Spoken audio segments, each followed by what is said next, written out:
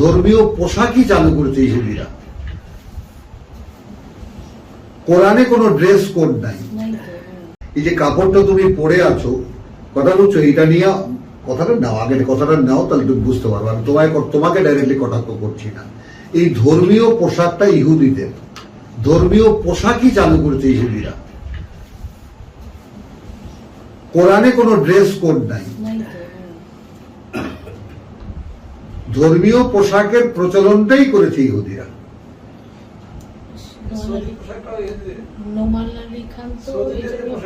হ্যাঁ আছে, সৌদি আরব তো সৌদিদের জাতীয় ড্রেস।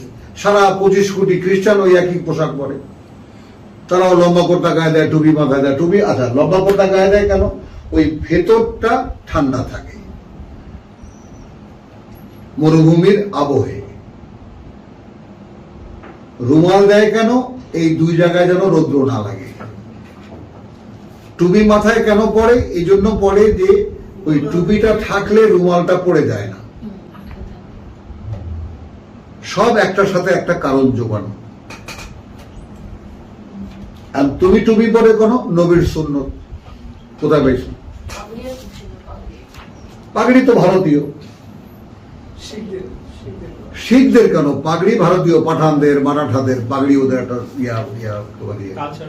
হ্যাঁ, সব হিন্দুদের। বলো, আমরা বোরকা পরা, 1 মিনিট, বোরকা পরা আমরা কি মনে করি? সম্ভ্রান্ত নারীরা বোরকা পরে, আমরা আমাদের ছোটবেলায় এটা দেখেছি। এখন নষ্ট মেয়ে মানুষও যদি বোরকা পরে,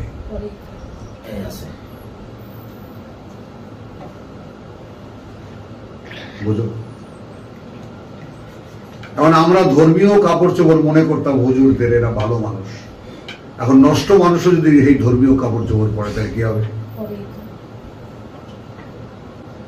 বলো?